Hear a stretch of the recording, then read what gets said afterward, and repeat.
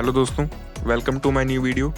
आज की इस वीडियो में हम ये देखने वाले हैं और सीखने वाले हैं कि आप कैसे अपने लैपटॉप में थर्मल पेस्ट को रीअप्लाई कर सकते हैं।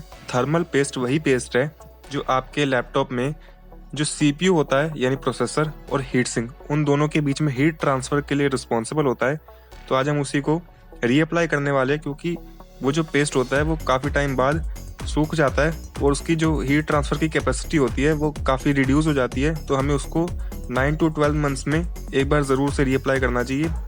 आप ये प्रोसेस किसी भी लैपटॉप में, चाहे वो कोई सी भी कंपनी का हो, HP, डेल, लिनोवो, उसमें सेम प्रोसेस को रिपीट कर सकते हैं। प्रोसेस लगभग सेम ही रहेगा। तो सबसे पहले इस प्रोसेस को स्टार्ट करने के लिए आपको चाहिए होगा एक स्क्रू ड्राइवर काफ़ी नॉर्मल सा आपको आपके घर में मिल जाएगा। मैं यहाँ पे नॉर्मल सा टपारिया का स्क्रू ड्राइवर यूज़ कर रहा हूँ, डुअल हेड वाला। दूसरा आपको चाहिए होगा हीट सिंक पेस्ट। ऑब्वियसली बात है, आप हीट सिंक थर्मल पेस्ट को अप्लाई करने वाले तो आपको वो तो चाहिए ही। तो यहाँ पे जो मैं थर्मल पेस्ट यूज़ कर रहा हूँ वो बहुत ही नॉर्मल क्वालिटी का है। अगर आप नेहरू प्लेस के आसपास रहते हैं तो आपको वहाँ पे कॉर्सेर या कूलर मास्टर जैसा पेस्ट भी मिल सकता है। मैंने डिस्क्रिप्शन में स्क्रू ड्राइवर, जो कि मेरे ख्याल से 38 रुपीज़ का है, उसका लिंक भी दे रखा है, और हर बजट के हिसाब से जो थर्मल पेस्ट हैं उनका भी लिंक दे रखा है। कभी कभी अमेज़ोन पे सेल चल रही होती है तो आप उस लिंक पे क्लिक करके अभी का करंट प्राइस चेक कर सकते हैं। तो अब हम वीडियो शुरू करते हैं।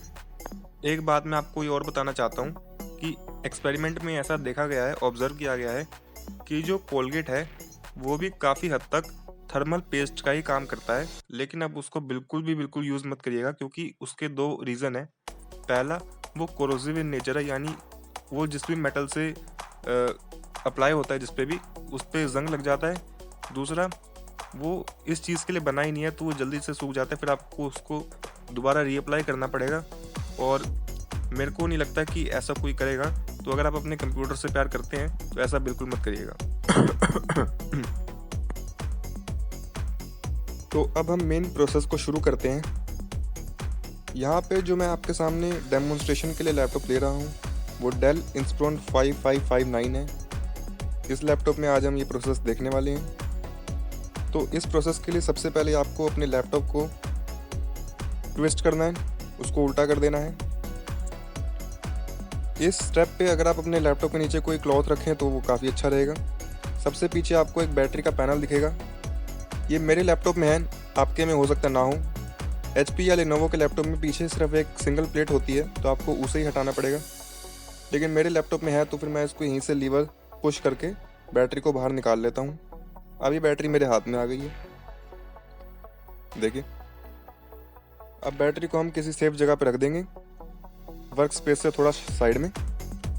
और अब हम अपने लैपटॉप को फिर से नॉर्मल एंगल पे रखेंगे, यानी जैसे हम वर्क करते हुए रखते हैं। इसके बाद लैपटॉप को खोलें, लिड को ओपन करें, और जो पावर बटन है उसको 5 से 10 सेकंड तक प्रेस करके रखें। इससे क्या होगा, जो भी एनर्जी स्टोर होगी कैपेसिटर्स में या किसी भी इलेक्ट्रिकल अप्लायंस में, वो ख़त्म हो जाएगी। आप एक और काम कर सकते हैं, आप किसी भी ग्राउंडिंग पे एक बार टच हो जाएं, जिससे कि आपका स्टैटिक इलेक्ट्रिसिटी रिलीज़ हो जाए। लेकिन ये टोटली आप पे डिपेंड करता है कि आपको करना है या नहीं। अब आप दोबारा से अपने लैपटॉप को ट्विस्ट कर दें, उल्टा करके रख दें। अब हम मेन काम शुरू करने वाले हैं लैपटॉप को खोलने का। मैंने बैटरी पहले निकाल ली है, और अगर आपने नहीं निकाली तो अब आप बाद में निकाल लीजिएगा जब आप पीछे का पैनल खोलेंगे। तो अब मैं शुरू करने वाला हूँ। तो सबसे पीछे हमें एक बैक प्लेट दिख रही है, तो पहले हम इसी को खोलना शुरू करेंगे। अगर आपका जो लैपटॉप है उसमें पीछे सिंगल प्लेट लगी है, यानी कि सिंगल कवर है, तब तो आपको पूरा ही खोलना है। लेकिन मेरे लैपटॉप में एक पार्टीशन है बीच में, तो मैं नीचे वाला पैनल अभी खोलने जा रहा हूँ। इसमें एक स्क्रू यहाँ पे, एक स्क्रू यहाँ पे, तो मैं जल्दी से इनको खोल लेता हूँ।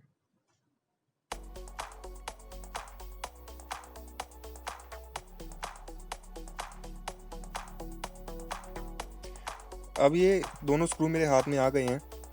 अब यहाँ पे आपको क्या करना है, आपको इन दोनों स्क्रू को ऐसे ही रखना है जैसे आपने इसको अपने लैपटॉप में से निकाला है, ताकि आपके ये स्क्रू कहीं मिसप्लेस ना होए। ये मैं आपको सजेस्ट करूँगा, आप इन स्क्रू को किसी मैग्नेट पे या किसी कटोरी में ना रखें, क्योंकि ये वहाँ से मिक्स हो सकते हैं। अगर आपके पास कोई बड़ा स्पेस है, जैसे कि कोई बेड या कोई फ्लोर जहाँ पे थोड़ा स्पेस हो, आप इनको उसी पोजीशन में रखें जहाँ से आपने इनको निकाला है, ताकि बाद में आपको याद ना करना पड़े कि मैंने कहाँ से निकाला और कहाँ मेरे को लगाना है। अब इस गैप में अपने स्क्रू ड्राइवर को इंसर्ट करेंगे और धीरे धीरे हम इसको ऊपर की तरफ खींचेंगे। यहाँ पे जो सिंपल सा रूल ये है कि आपको ना ज़्यादा सॉफ्ट हाथों से काम करना है, ना बहुत हार्ड हाथों से, क्योंकि इसमें जो लॉक्स होते हैं वो टूट सकते हैं। अब इसको ऊपर खींचेंगे और ये निकल जाएगा। तो ये है हमारी पहली बैक प्लेट। जैसे ही हम इसको ओपन करेंगे, सामने हमें दिखेंगी अपनी रैम्स और SSD। तो इस लैपटॉप में एक तो यहाँ पे है SSD जो कि मैंने रिप्लेस करी थी, पहले इसमें हार्ड ड्राइव लग के आई थी, और एक है रैम का जो स्लॉट है वो हमारे राइट हैंड साइड पे है। इसमें जो मैंने रैम लगाई थी उसकी भी वीडियो आपको यूट्यूब पे मिल जाएगी और लिंक आपको मेरी डिस्क्रिप्शन में मिल जाएगा अगर आपको देखनी हो तो सबसे पहले अब हम SSD को खोलने जा रहे हैं। SSD को हम बाहर निकालेंगे, तो उसके लिए पहला स्क्रू ये रहा, दूसरा ये, तीसरा ये वाला और चौथा पीछे। तो पहले हम इन चारों को ओपन कर देते हैं, उसके बाद आगे बात करते हैं।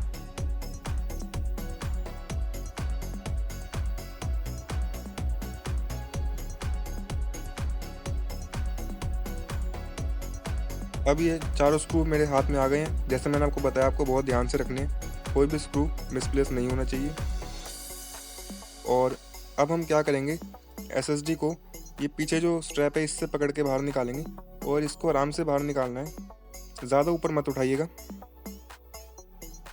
और इसका जो कनेक्टर्स को दोनों साइड से इक्वल प्रेशर से खींचना है। इसको PCB से मत हटाइए, इसको SSD या हार्ड ड्राइव से ही खींचिए। ये हमारी SSD बाहर आ गई है। यह है क्रूशियल की MX 500 500 GB की SSD। तो अब हम इसको साइड में रख देते हैं।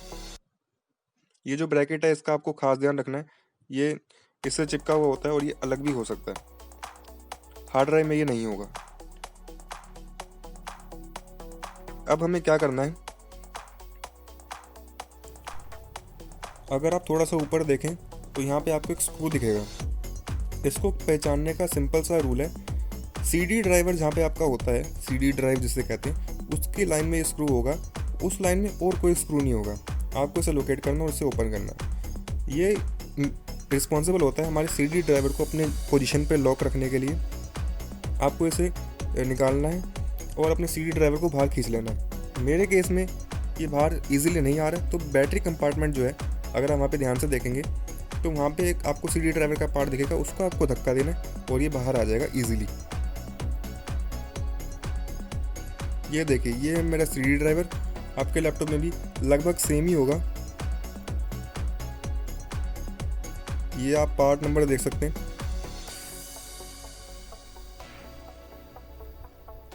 अब CD ड्राइवर खोलने के बाद जो हमारा नेक्स्ट स्टेप है वो है कि हम ये जो साइड में स्क्रूज हैं, यानी कि ये जो बॉडी के स्क्रूज हैं, इनको डिसअसेंबल करें। तो अब मैं धीरे धीरे करके सारे स्क्रूज को डिसअसेंबल कर लूँगा, उसके बाद आपसे बात करते हैं। ये है दूसरा स्क्रू। अब ये मेरे हाथ में आ गया।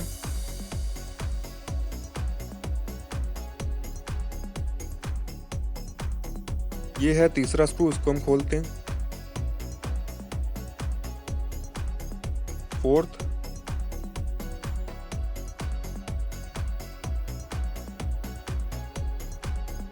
फिफ्थ,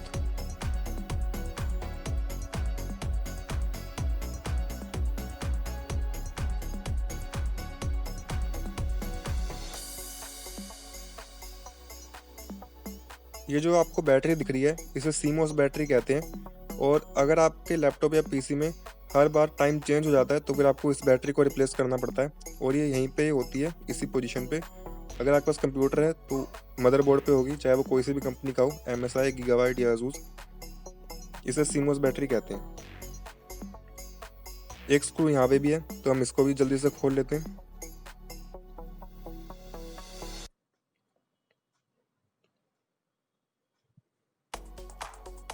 स्क्रू को आप बड़े ध्यान से रखें, जैसे मैंने आपको पहले बता दिया है।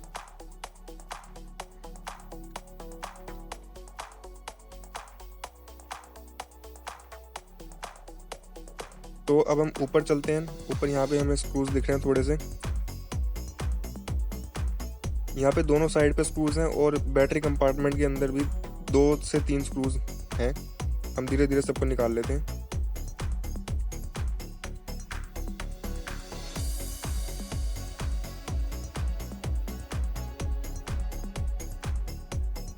ये देखें, यहाँ पे बीच में भी स्क्रूज हैं।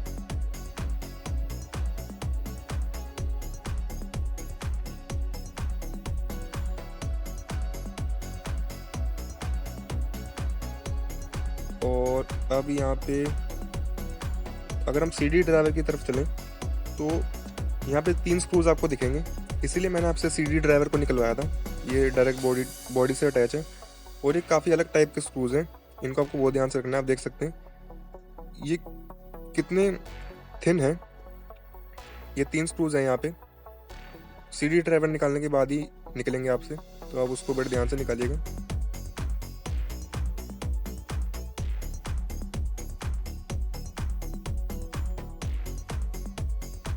अब हम आगे बढ़ते हैं। तो यहाँ पे मेरे से एक स्क्रू रह गया था बैटरी कनेक्टर के बिल्कुल साइड में, तो मैं उसको जल्दी से निकाल लेता हूँ। इसके बाद हमारी रैम के नीचे भी कभी कभी स्क्रूज होते हैं, तो हम क्या करते हैं, अपनी रैम को भी जल्दी से निकाल लेते हैं। और वैसे भी हमें इसको निकाल के साइड में रखना ही पड़ेगा। तो रैम को निकालने का तरीका बड़ा सिंपल सा है। अगर आपको रैम को एक्सटेंड करना है तो मेरे चैनल पे वीडियो आप उसको देख सकते हैं। साइड में जो ये ब्रैकेट्स आप इनको बाहर की तरफ खींचो और ये रैम निकल के आ जाएगी। इनको एक के ऊपर एक मत रखिएगा, थोड़ा सा गैप रहना चाहिए सबके बीच में। अब यहाँ पे तो कुछ स्क्रूज नहीं है, तो हम आगे फर्दर प्रोसीड करते हैं। और अब हम आ जाते हैं अपने नेटवर्क कार्ड पे। ये जो कार्ड है ये रिस्पॉन्सिबल होता है हमारे लैपटॉप में वाईफाई और ब्लूटूथ के लिए। तो अब हम देखते हैं हमें इसको कैसे यहाँ से निकालना है। तो इसके लिए पहले मैं एक काम करता हूँ, कैमरा को थोड़ा सा जूम कर लेता हूँ और फिर आपको आगे दिखाता हूँ।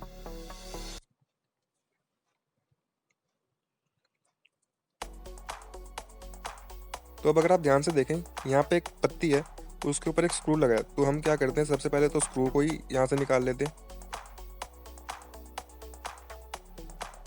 ये अब मैंने निकाल लिया यहाँ से और इसको साइड में रखते हैं।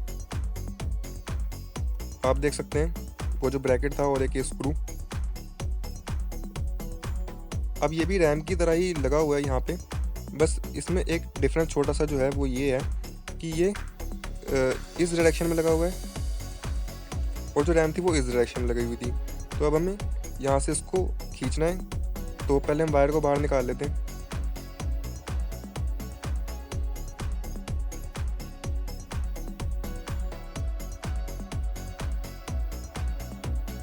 वायर को बाहर निकालने के बाद अब हम इसको पीछे की तरफ खींचते हैं। आपको थोड़ा सा यहाँ पे सॉफ्ट होना पड़ेगा, टाइम लगा के करना पड़ेगा ये काम। आराम से कार्ड बाहर आ जाएगा। नेटवर्क कार्ड है ये, इंटेल का डुअल बैंड AC। यहाँ पे जो 2 वायर्स हैं, अब हम इनको बाहर खींचेंगे। इनको आपको कार्ड से 90 डिग्री के एंगल पे बहुत ही प्यार से आपको खींचना पड़ेगा, क्योंकि ये बहुत जल्दी टूट सकती है और इनकी रिपेयरिंग बहुत मुश्किल होती है। तो पहले मैं देख लेता हूँ मेरी ब्लैक वायर कहाँ है और वाइट वाली वायर कहाँ है। तो पहले मैं ब्लैक वाली को बाहर निकालने की कोशिश करता हूँ। ब्लैक वाली तो नहीं निकल रही, पहले हम वाइट वाली को निकालते हैं। वाइट वाली आराम से निकल गई है। ब्लैक वाली काफ़ी हार्ड है। आप याद रखिएगा आपकी कौन सी वायर कहाँ पे लगी थी, क्योंकि आप बाद में भूल ना जाएं। और कुछ भी चेंज करने से हो सकता है कि आपका कोई कंपोनेंट ख़राब हो जाए। तो ये है नेटवर्क कार्ड।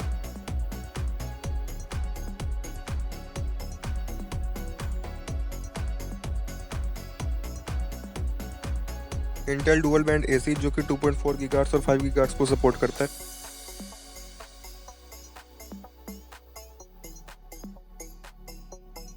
अब हमें लैपटॉप को सीधा कर लेना है और ये भी थोड़ा बहुत मुश्किल काम ही है। आपको लैपटॉप को खोलना है और अब हम कीबोर्ड को खोलने वाले हैं। इसके लिए आपको क्या करना है, आपको सबसे पहले लेना स्क्रू ड्राइवर और आपका जो डिस्प्ले है, जो आपकी स्क्रीन है, वो जितना पीछे हो सके आपको उतना पीछे कर लेना है। यहाँ पे देखिए लॉक्स हैं, 5 लॉक हैं ऊपर की साइड। हम यहीं से शुरू करेंगे। तो सबसे पहले स्क्रीन जैसे मैंने आपको बताया जितना पीछे हो सकती है उतना पीछे कर लीजिए। मेरी स्क्रीन लगभग 160 डिग्री रोटेट हो जाती है, तो उतना रोटेट करने के बाद हम यहाँ पे स्क्रू ड्राइवर यहाँ पे अटकाएंगे और आराम आराम से कीबोर्ड को बाहर निकालने की कोशिश करेंगे। 5 लॉक हैं, आपको पांचों पे इवन प्रेशर देना है और कहीं भी अगर आपको जैसे ही पॉइंट मिले आपको वहीं से उसको थोड़ा सा उठा लेना है और फर्दर प्रोसीड करते रहना है।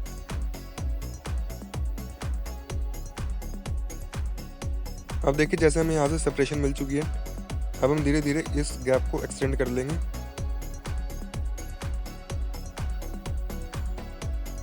अब आपको कीबोर्ड को अंदर की तरफ फ्लेक्स करना है, ये थोड़ा फ्लेक्सिबल होता है, आपको दोनों एंड से अंदर की तरफ फ्लेक्स करना है, यानी आपको राइट और लेफ्ट कॉर्नर से अंदर की तरफ पुश करना है और बीच में से ऊपर की तरफ, और थोड़ा सा नीचे से स्क्रीन की तरफ खींचने की कोशिश करनी है। तो पहले ये नीचे से निकल के आएगा, यानी स्पेस बार की तरफ से ऊपर की तरफ निकल के आएगा, और साइड से मैं प्रेस कर रहा हूँ जैसे मैंने आपको बताया। दोनों तरफ से अंदर की तरफ प्रेस करना और नीचे से ऊपर की तरफ खींचना है।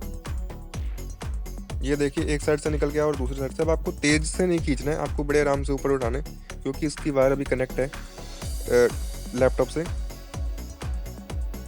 तो ये लैपटॉप आपको इसे बहुत ध्यान से ऑपरेट करना है, क्योंकि इसकी कीमत 1200 से 1500 हो सकती है आपके लैपटॉप के मॉडल के हिसाब से, तो आपको इसे बहुत केयरफुली हैंडल करना है। अब देखिए यहाँ पे एक वायर है, इस पर यूपी लिखा है, तो शायद ये यूपी में मैन्युफैक्चर हुई होगी।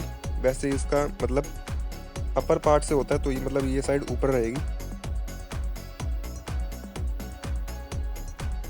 तो जूम कर लिया मैंने। अब मैं आपको बताता हूँ वायर को कैसे अलग करना है इस कंपोनेंट को।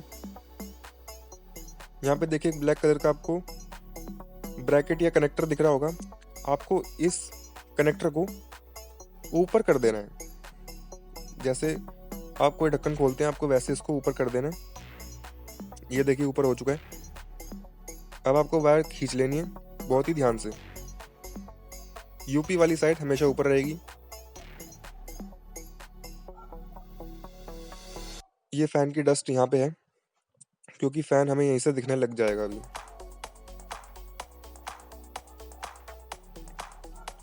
ऐसे ही यहाँ पे और भी वायर्स हैं, हमें उनको धीरे धीरे रिप्लेस करना है। जैसे कि ये सीडी ड्राइवर की वायर और ऊपर वाली स्टार्ट बटन की है, ये वाली टच पैड की है।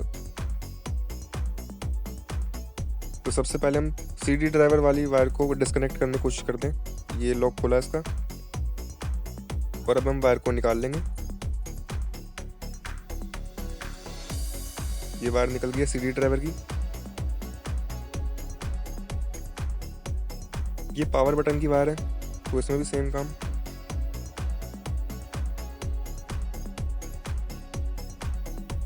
और ये है, ये शायद टच पैड की वायर है, मेरे को पक्का कंफर्म नहीं है, लेकिन हमें इसको निकालना ही पड़ेगा।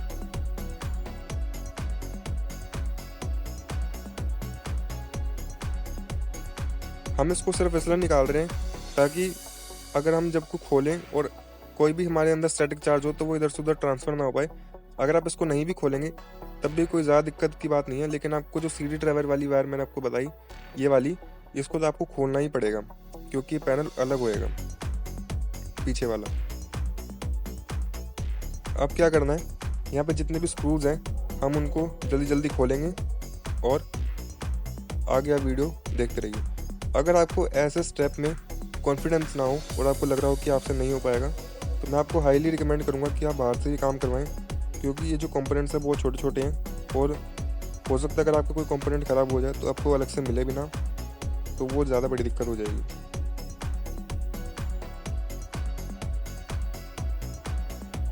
ये तीसरा स्क्रू है यहाँ पे।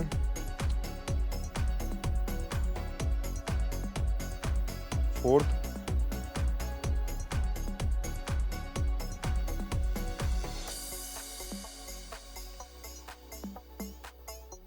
फिफ्थ,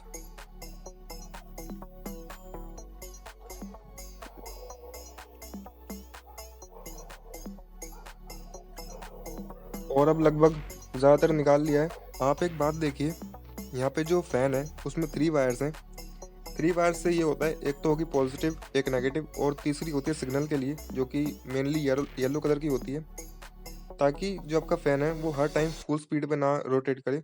इसलिए ये एक वेरिएबल की तरह रिएक्ट करती है, ताकि जितना आपका सीपीयू हीट है उतना ही ये फोर्स से फ़ैन को हिलाए। क्योंकि अगर फ़ैन पूरे टाइम पे फुल स्पीड पे घूमता रहेगा तो आपकी बैटरी कंजम्पशन भी ज़्यादा होगी और ये अच्छी बात नहीं है। तो इसलिए इस फ़ैन में 3 वायर्स हैं, इन्हें PWM फ़ैन भी बोला जाता है। अब यहाँ से जो है हमारा सारा काम ख़त्म हो चुका है। अब हम इसको बंद कर दें और इसको फिर से ट्विस्ट कर लेते हैं।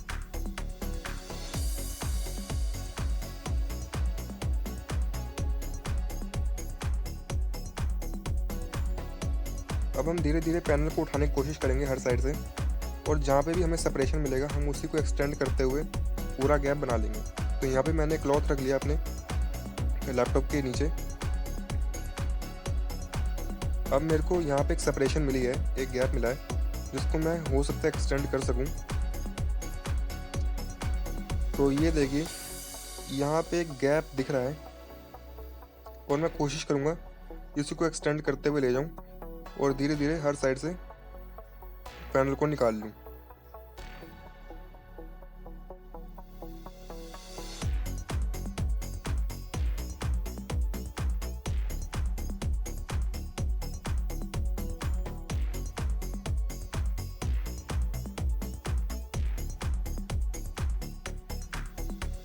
अब इस पॉइंट पे मैं अपनी वीडियो को थोड़ा रोक रहा हूँ, क्योंकि यहाँ पे थोड़ा टाइम लगेगा और जहाँ पे मैंने अपना फ़ोन रखा हुआ वो सेफ़ नहीं है। वहाँ से मेरा फ़ोन पहले भी 2 बार गिर के टूट चुका है उसकी स्क्रीन। तो इसलिए मैं यहाँ से वीडियो को थोड़ी देर रोक रहा हूँ, उसके बाद मैं आपको आगे दिखाता हूँ।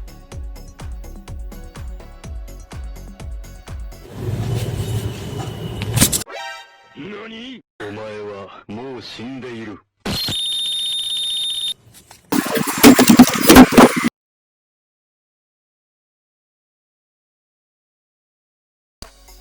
तो शायद रिकॉर्डिंग हो रही है अभी।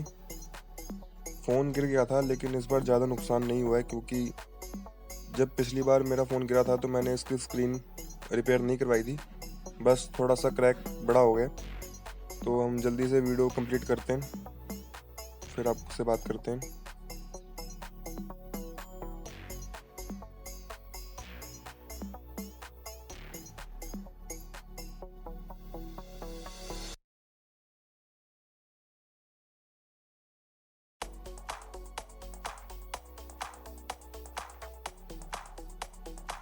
अब अगर आप ध्यान से देखें तो ये बैटरी कनेक्टर के नीचे जो प्लेस है वहाँ पे थोड़े से लॉक्स दे रखे हैं। आपको इनको बड़े ध्यान से एक हाथ से स्क्रू ड्राइवर से इनको लूज़ करना है, उसके बाद आपको पैनल ऊपर खींचना है।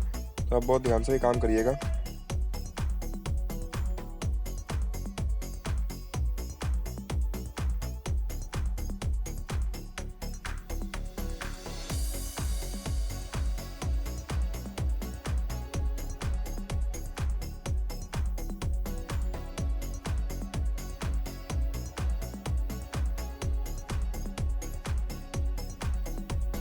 अब ये जो पीछे का बैक पैनल है ये कंप्लीट बाहर आ गया है। अब बस हमें इसको ध्यान से बाहर निकालना है। एसएसडी की जो केबल थी उसको हमने होल में से निकाल के नीचे कर दिया, और एक यहाँ पे एक तार अटक रही है। ये मेरे ख्याल से स्पीकर की तार है, दोनों साइड के स्पीकर जो उसमें 2-2 वोल्ट के दोनों साइड लगे हुए हैं। तो इसको हम जल्दी से अलग कर लेते हैं, उसके बाद आगे शुरू करते हैं। तो ये अब तार निकल चुकी है और अब हमारा लैपटॉप पूरी तरह से खुल गया। ये मैंने आपसे तार आगे से निकलवाई थी कीबोर्ड से, ये वही वाली तार है, और ये काफ़ी गंदा भी हो रहा है पीछे की साइड से। तो ये अब हमारा मदरबोर्ड हमारे सामने आ गया है। एप्पल के लैपटॉप में मदरबोर्ड को लॉजिक बोर्ड बोला जाता है। तो ये हमारा फ़ैन, और इसके आगे ये इसकी वायर का कनेक्टर, और ये हमारे 3 स्क्रू खोलने हैं हमको, ताकि हम अपने CPU तक पहुंच सकें। तो शुरू करते हैं जल्दी से। ये जो फ़ैन है इसका पहले हम कनेक्टर हटाएंगे।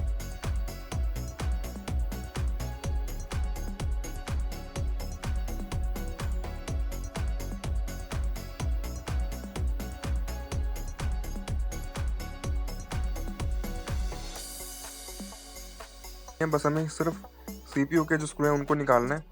तो यहाँ पे 3 स्क्रू है, मैं जल्दी से तीनों को निकाल लेता हूँ।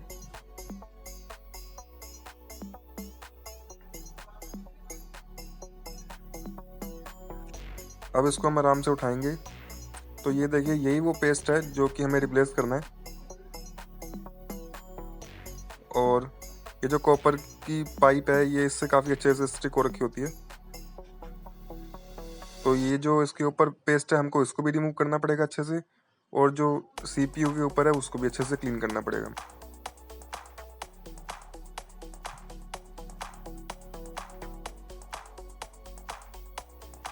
तो अब जो फैन के हीट सिंक पे पेस्ट लगा था उसको हमने अच्छे से रिमूव कर लिया है, और अब हम CPU की तरफ बढ़ते हैं। तो अब आप देख सकते हैं इस पर भी काफ़ी सारा पेस्ट ऐसा है जो कि काफ़ी हार्ड हो रखा है, हमें उसको धीरे धीरे रिमूव करना पड़ेगा। तो करते हैं। आप उसे किसी भी थिनर या किसी भी चीज़ से कर सकते हैं, पानी को अवॉइड करिए। तो अब सैनिटाइज़र ज़्यादा चल रहा है आजकल, तो मैं उसी से कर रहा हूँ अभी।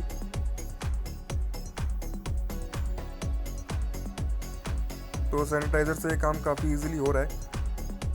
आपको कोशिश करनी है कि जो आपका रेजाइडू बचेगा, यानी कि जो बचा हुआ पार्ट आपने जो हटाया है, वो मदरबोर्ड पे और ना फैले। आप इसको यहीं से उठा लीजिए आराम से। थोड़ा सा टाइम एक्स्ट्रा लगेगा, लेकिन आपका काफ़ी टाइम बच भी जाएगा ऐसे करने से। कोशिश करिए कि जो भी आप मटेरियल निकल रहा है वेस्ट, ये मदरबोर्ड पे और कहीं ना लगे। सैनिटाइज़र या थिनर को यूज़ करने का एक जो रीज़न है वो ये भी है कि ये अपने आप उड़ जाता है। तो फिर जैसे ही आप इसको थोड़ा सा रेस्ट देंगे, ये अपने आप वॉलेटाइल इन नेचर होता है, तो ये अपने आप उड़ जाएगा। और अगर पानी होता तो फिर वो यहाँ पे मॉइस्चर की तरह रह भी जाता, तो फिर वो दिक्कत हो सकती थी। अभी काफ़ी अच्छे साफ़ हो गया, इसमें मिरर फिनिश आ चुकी है। अब आप फैन को भी काफ़ी थोड़ा टाइम लगा के साइड में जाके एक छोटे से ब्रश से आप क्लीन कर सकते हैं। अपने फूक मार के भी आप इसको क्लीन कर सकते हैं। तो मैं थोड़ा टाइम लेके इसको भी क्लीन कर देता हूँ जल्दी से। अब ये क्लीन हो चुका है। तो आप देख सकते हैं इसमें जो आगे पिंस होती हैं, वो जो पाइप होता है वो डायरेक्ट इनसे कनेक्ट होता है। तो आपको इनको भी काफ़ी अच्छे से साफ़ करना है। कभी कभी ऐसा होता है कि आप जैसे बेड पे या कहीं ऐसी जगह पे अपना लैपटॉप यूज़ करते हैं, तो इसके अंदर ये क्लॉथ पार्टिकल्स को खींच लेता है फैन, तो वो इसके अंदर आके अटक जाते हैं। तो आपको इनको क्लीन करना ताकि इनमें से सर्कुलेशन अच्छे से बनी रहे। ये भी आपकी हीट को डिसिपेट करने में काफ़ी ज़्यादा रोल प्ले करता है। तो फिर आप इसको भी अच्छे से क्लीन करिए।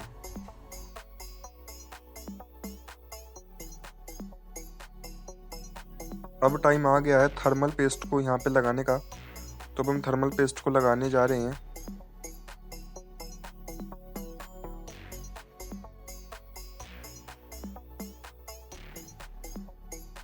तो अब यहाँ पे दो थ्योरी आती हैं।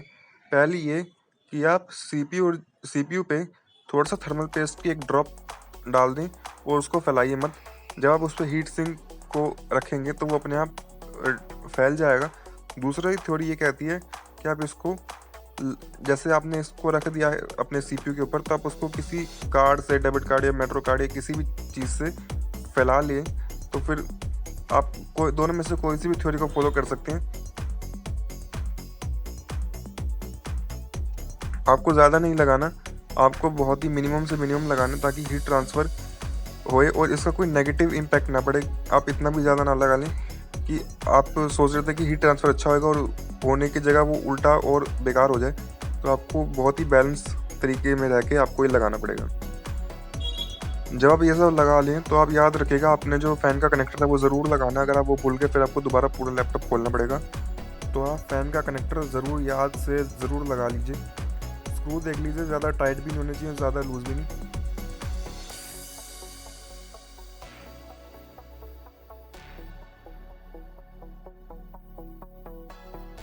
आपको एक और मौका मिल जाता है जब आप लैपटॉप खोलते हैं ग्रिल्स को साफ़ करने का, तो आप इन ग्रिल्स को भी ज़रूर से ज़रूर साफ़ कर लीजिए।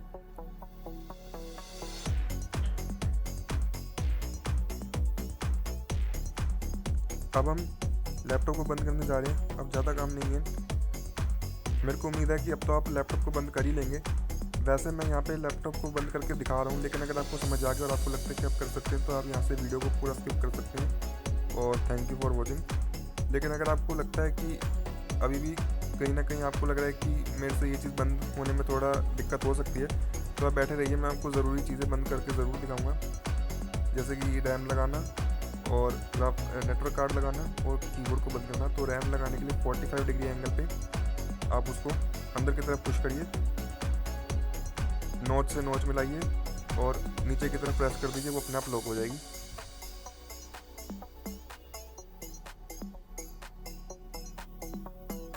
वो जो क्लिप्स होती हैं दोनों साइड ब्रैकेट होते हैं, वो उसको अपने आप लॉक कर लेते हैं वहीं पे। इसी से रिलेटेड अभी आगे एक दिक्कत आने वाली है, तो वो भी आपको मैं अभी दिखाता हूँ।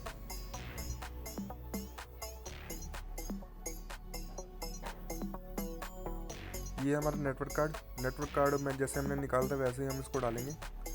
ब्लैक वायर मेरे केस में ऊपर थी, तो मैं ब्लैक वायर को ऊपर लगाऊंगा और वाइट वाली वायर को नीचे लगाऊंगा।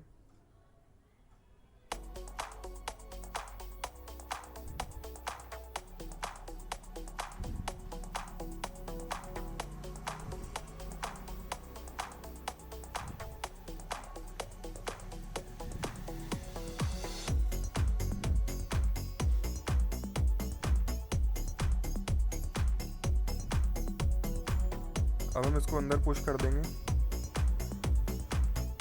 और वायर को भी मैंने वहीं पे डाल दिया है जहाँ से मैंने उसको निकाला था।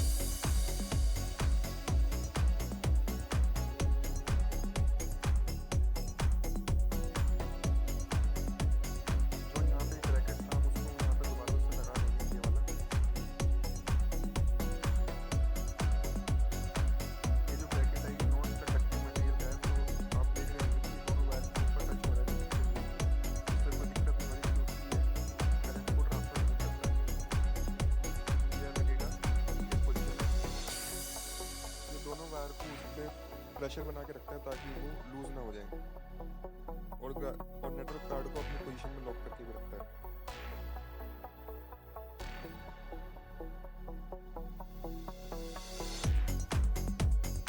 इसकी पोजीशन को आप सेट करते रहिए और इसको टाइट करते रहिए, ज़्यादा टाइट मत करिए, नॉर्मल टाइट जितना आपको सही लगे।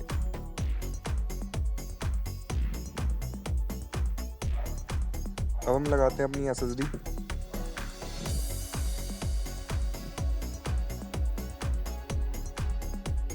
कनेक्टर लगा दिया जैसे निकाला था और सारे पेज चारों पेज वैसे के वैसे हम लगा देंगे।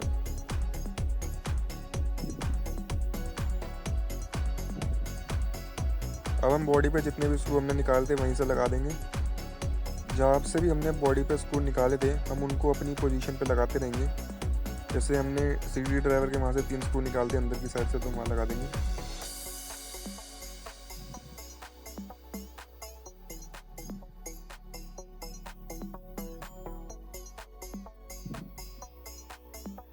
ये यहाँ से मैंने अपनी वीडियो फास्ट फॉरवर्ड कर रखी है क्योंकि यहाँ पे ज़्यादा लोगों को दिक्कत नहीं आएगी। CD ड्राइवर को अंदर पुश कर दीजिए और इसके जो पीछे जो पेज था उसको आप कनेक्ट कर दीजिए, लगा दीजिए, और ये अंदर से अपने आप ही कनेक्ट हो जाता है CD ड्राइवर। सारे पेज अब हम बॉडी के धीरे धीरे स्क्रू करते जा रहे हैं।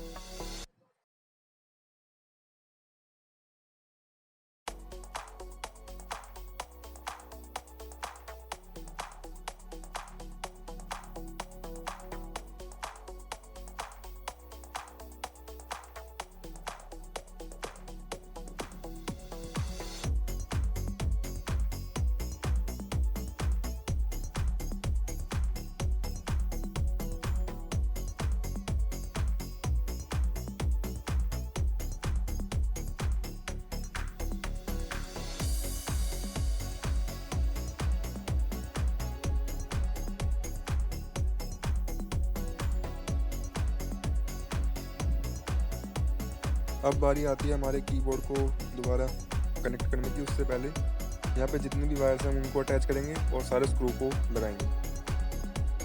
तो जैसे हमने वायर निकाली थी वैसे ही लगाएंगे। जैसे वायर निकाली थी हम उनको वैसे कनेक्ट करेंगे, थोड़ा सा अंदर इसको डाल देंगे और ऊपर से जो ब्लैक कलर का ब्रैकेट है उसको बंद कर देंगे। इंश्योर करिए कि आपकी जो वायर है वो अच्छे से लगी हो। पावर बटन की वायर को भी डालेंगे। आप ये भी कर सकते हैं, जब आप लैपटॉप को खोलें तो आप खुद उसकी वीडियो बना लीजिए। ऐसा इसलिए नहीं कि आपको भी वीडियो को यूट्यूब पे ही डालना है। आप जब उसको बंद करेंगे तो आपको बहुत हेल्प हो जाएगी, आपको याद रहेगा कि आपने कौन सी चीज़ कहाँ से निकाली थी।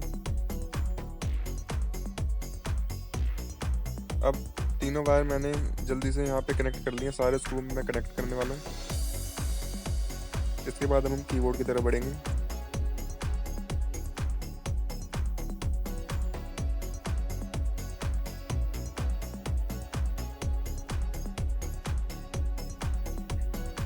अब बारी है कीबोर्ड की।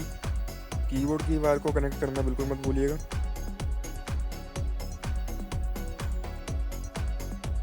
याद रखिएगा, अगर आपके कीबोर्ड में यूपी लिखा है तो मतलब वो वाली साइड ऊपर रहेगी। थोड़ा सा इसको अंदर की तरफ पुश करिए और ब्रैकेट को बंद कर दीजिए। अब जैसा निकालता उसका उल्टा ही हमें लगाना है। पहले नीचे वाली साइड अंदर घुसाइए इस तरह से। अब अंदर की तरफ मोड़िए, इसको फोल्ड करिए और साइड के किनारों को पहले फंसाइए दोनों साइड से।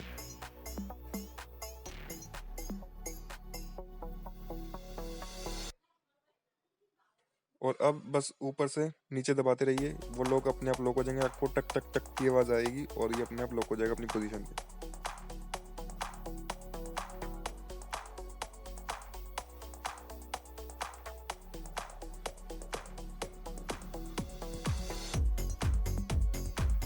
अब हम जल्दी से पीछे का जो लास्ट पैनल बचा है हमारा वो लगा लेते हैं और फिर अपने काम को ख़त्म करते हैं। उसके बाद मैं आपको टेस्ट करके दिखाता हूँ कि सब सही से वर्क कर रहा है या नहीं। बैटरी को हम दोबारा लगा रहे हैं।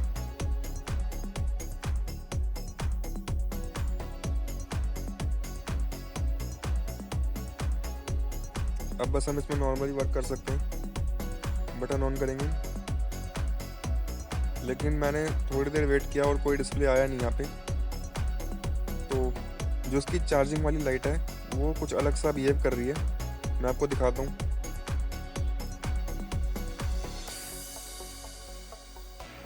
ये देखिए, जो लाइट है जो चार्जिंग इंडिकेट करती है वो वाइट और ऑरेंज दोनों कलर में ब्लिंक कर रही है। इसका मतलब कोई एरर आ रही है और ये स्टार्ट नहीं होगा। तो दिक्कत क्या है ये मेरे को पता है। ये एरर कोड जो है इसको मैं जानता हूँ। हमारी जो रैम है वो सही से नहीं लगी है। अगर आपके भी लैपटॉप में सेम दिक्कत आती है तो आप जल्दी से अपना पीछे का बैक पैनल खोलिए और जो रैम्स हैं उनको निकाल लीजिए, दोनों को निकाल लीजिए। और इनकी जो पिन्स है, कनेक्टिंग पिन्स यानी गोल्डन कलर की जो पिन्स आपको दिख रही हैं, इनको किसी इरेजर से बहुत ही सॉफ्ट हाथों से, इरेजर मतलब जो हम स्टेशनरी वाली इरेजर होती है उनसे थोड़ा क्लीन करके दोबारा लगाइए। हालांकि मैं अभी यहाँ पे कर नहीं रहा वो, क्योंकि मेरे को जल्दी वीडियो ख़त्म करनी है। आप ट्राई कर सकते हैं कि आप बस एक बार निकाल के दोबारा लगा दें, हो सकता है आपका काम हो जाए।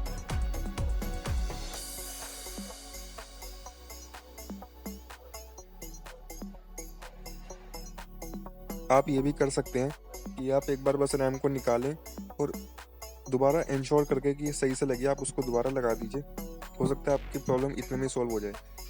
या फिर आप एक काम करिए, लास्ट का जो पैनल है एक बार लैपटॉप को अच्छे से चला लीजिए, ऑन करके देख लीजिए, उसके बाद पीछे का पैनल बंद करिए।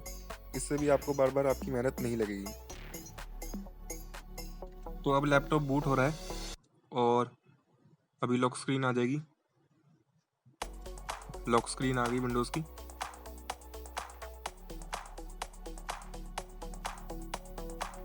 और देखने से तो सही वर्क कर रहा है लैपटॉप। मैं आपको कोई एप्लीकेशन वगैरह खोल के दिखा देता हूँ। देखिए, मेरा जो टच पैड है मेरा वो भी सही से काम कर रहा है।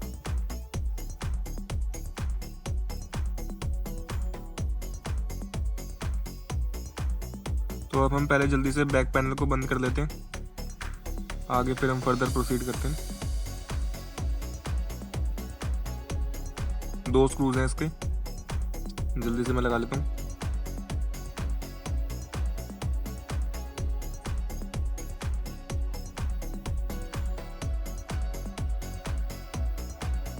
तो लैपटॉप सीधा करते हैं और फिर से दोबारा ओपन करते हैं।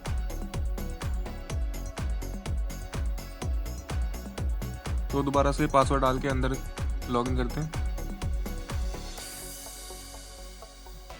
और क्योंकि इसमें SSD है तो ये काफ़ी जल्दी बूट हो जाता है।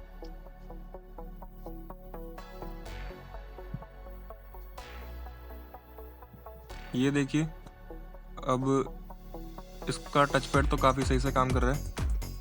और मुझे कोई भी दिक्कत नहीं आ रही है। और मैं आपको एक बार स्क्रीन रिकॉर्डर से भी चेक करके दिखा देता हूँ। तो पहले मैं एक नया PDF निकाल लेता हूँ, यहाँ पे TXT फाइल बना लेता हूँ यहाँ पे। तो कुछ टाइप करके देख लेते हैं।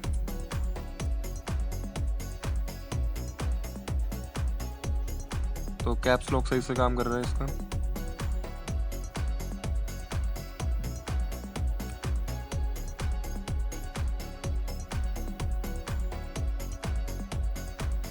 तो नंबर पैड और हर चीज़ सही से काम कर रही है। पहले मैं इसको डिलीट कर देता हूँ। और मैंने नेटवर्क कार्ड को भी हटाया था, वाईफाई कार्ड को। तो मैं वाईफाई भी ऑन करके एक बार चेक कर देता हूँ वो चल रहा है सही से या नहीं।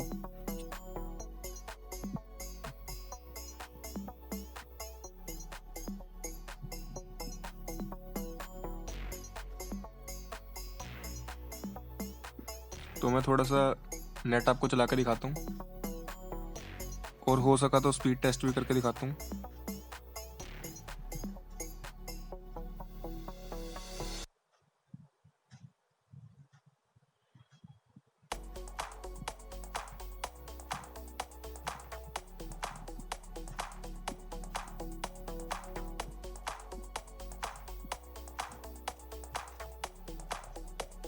तो स्पीड टेस्ट कर लेते हैं जल्दी से।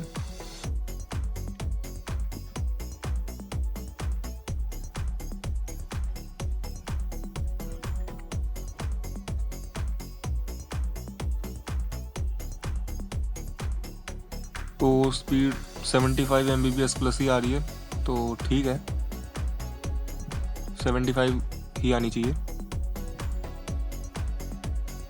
अब मैं कोई सॉफ्टवेयर, जैसे मैंने आपको पहले दिखाया था कोई सॉफ्टवेयर, वो खोल के दिखाता हूँ। तो जो डाउनलोडिंग और अपलोडिंग दोनों की स्पीड है वो 75 Mbps प्लस ही आ रही है, जो कि अच्छी बात है। और हम एक सॉफ्टवेयर को भी चला के देख लेते हैं। लेट्स से प्रीमियर प्रो को ही ट्राई कर लेते हैं। इस वीडियो की जो एडिटिंग है जो आप देख रहे हैं ये डन हो चुकी है। और ये जो स्क्रीन रिकॉर्डिंग वाला पार्ट है ये कुछ टाइम बाद शूट हो रहा है, तो इसको भी मैं उसके लास्ट में ऐड कर दूंगा।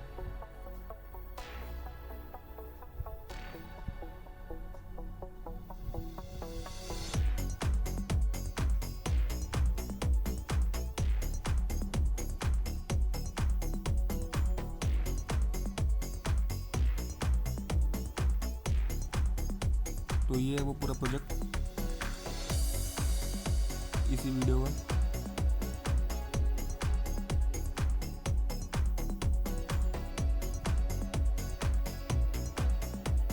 तो मैंने आपको दिखाया कि मेरा माउस पैड, कीबोर्ड, वाईफाई और रैम भी मैंने आपको टास्क मैनेजर में दिखा दी। हर चीज़ वर्किंग है और हमारा काम भी हो गया। तो अगर आपको वीडियो समझ आई है और अगर आपको वीडियो में कोई भी चीज़ अच्छी लगे तो आप कमेंट करके बता सकते हैं।